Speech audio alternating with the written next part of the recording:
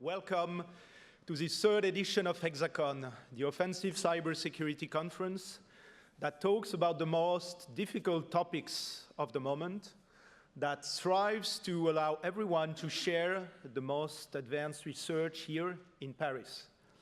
I'm Renaud, I'm one of the founders of Synactive, the teams that welcomes you today. I hope this edition will be as good as the last one. We kept it as it is, as it should be. No more than 500 people, it's not much, but it's good to keep a size that allows you to find your friends in the room upstairs when you walk, that allows you to have a look around and recognize friendly faces, to meet new people and remember their names and the cool research they are doing. Not everyone could attend, and I apologize for some of you who asked for extra tickets for friends. It was hard to refuse, but we had to if we wanted to keep the conference as it is. We would probably have been more than 700 had we accepted every request. I want to thank the sponsor. Most of them have been supporting us since day one, and it's an honor to see all the logos from different places.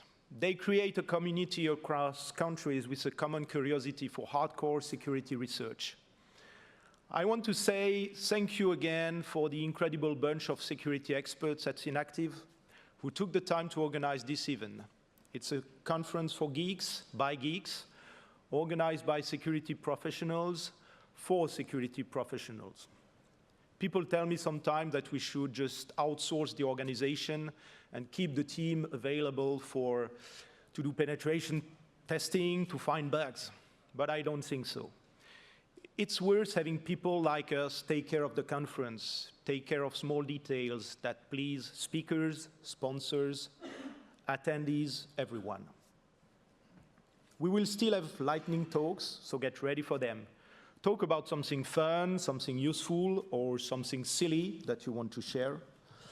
And something new. We will have a CTF in speedrun mode. I love it. Some of my best memories in life are probably from many years back when we were playing at the DEF CON Capture the Flag competition with the French-speaking team Routard. I hope you will have fun too. Of course, we know that CTF can sometimes be boring when they last several days. So it won't be the case here. You can just play for a few minutes, have fun, be qualified for tonight's final, and still enjoy the conference and talk to people. And something that didn't change, the location, the Palais Brongniart here in Paris. The location has been quite busy recently, and I'm happy that we are still able to welcome you in this iconic location. Team USA, for example, booked the place for several weeks to welcome athletes, journalists, and fans during the Olympic Games. This has been the location of many celebrations here in Paris. But talking about the Olympic Games, something that you want to celebrate when you work in cybersecurity is that the Games went very smoothly. There was a big fear about terrorism, sabotage, and cyber attacks, but everything went smoothly, or at least smoothly for the public. As you may have heard in many reports, several attempts at disturbing the party were identified and stopped. Given the reputation of some of our sponsors, I'm sure that there are people in the room that have been working hard to prevent such incidents during the Olympic Games, before, during, and after. Thank you for your help and your dedication. Most people won't care and will just take your efforts for granted and continue with their normal life. It's not the case for everyone, so thank you. You won, and the Olympic Games were a peaceful and joyful event. Of course, we can guess that on some occasion, offensive security had to be used to defeat attackers. And we could spend time with more interesting questions. Where is the vulnerability research industry going? Playing cats and mouses with vendors that patch vulnerabilities that several states' agencies use to detect and identify terrorists and attackers? I'm talking especially, of course, for mobile phone targets, a playground that has become quite selective with only a few states and niche companies spending a large amount of time and money to be able to intercept the communication of the very small part of the population that is willing to use violence to promote their agenda. But what if Google or Apple patched a vulnerability that was about to be used to identify and arrest a terrorist? There was recently a blog post about Google Tag shutting down NSA operation and causing significant harm to US operation.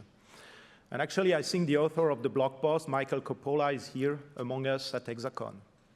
And I've been told that Clément Lessine from Google Tag might talk about this difficult issue in his incoming keynote. Anyway, Clément, if you have time, I'm curious to talk about what's the current Google policy on the matter. Because in many people's minds, someone spying is always the bad guy, and the person being spied on is the victim. Exploiting a vulnerability is bad, while patching it is good for everyone. It probably is, most of the time. But I guess terrorism remains a vague concept until it happens in your own city, near people you love. When intelligence fails, violence starts. And violence has a well-documented property. Once it reaches a specific level, it just continues on and on. So far, the arms race is still intense between state agencies looking for vulnerabilities and vendors trying to secure their products. So far, large states with skills or money or both stay in the game.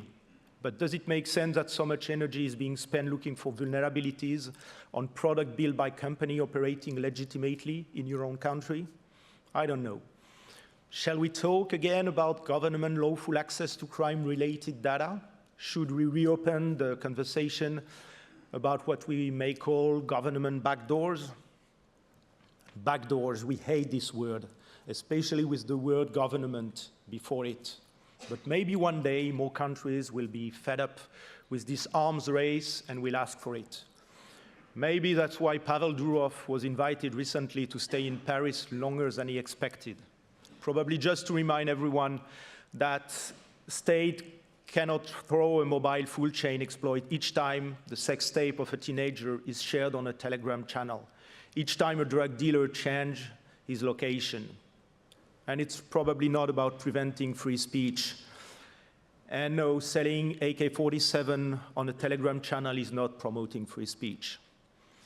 Some of you will argue that backdoors break the security of a system.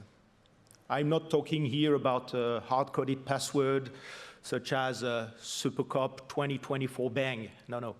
I'm pretty sure that in 2024, you can design and implement a secure backdoor.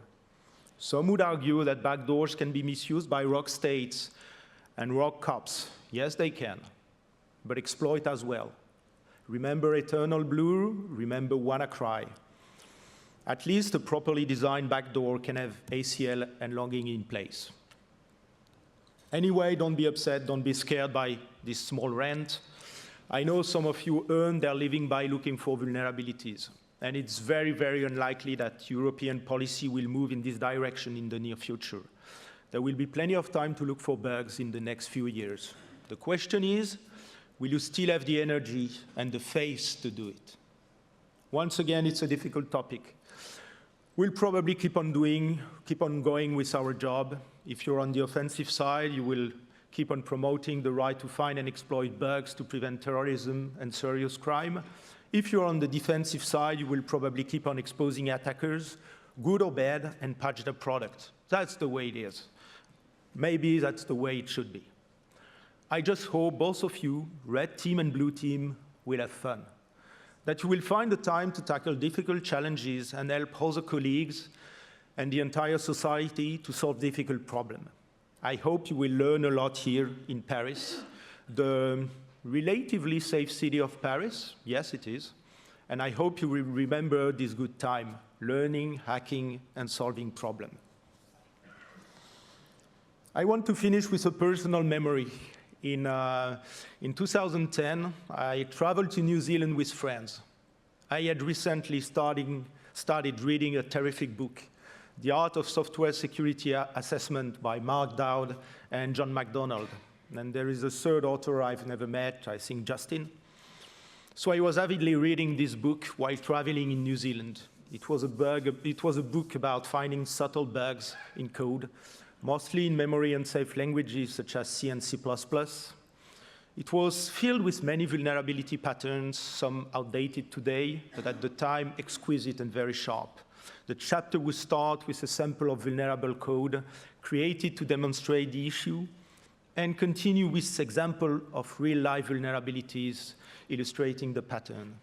It was extremely well written, showing a complete mastery of the subject and an incredible capacity to explain this difficult methodology.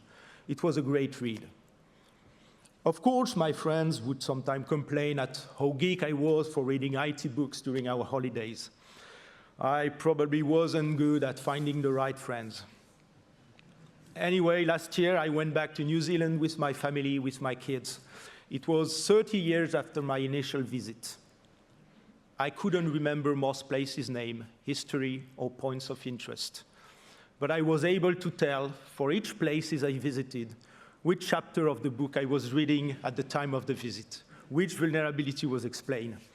My family was laughing at me for not being able to explain much history about the places we were visiting, and I just couldn't tell them that all I remember about New Zealand was a dime IT security book written by an Australian and an American citizen.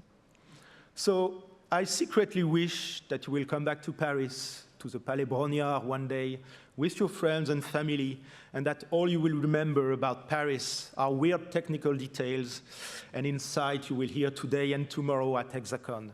For today and tomorrow, forget everything else. Just learn and hack. Thank you for being here, and don't forget to have fun. Thank you.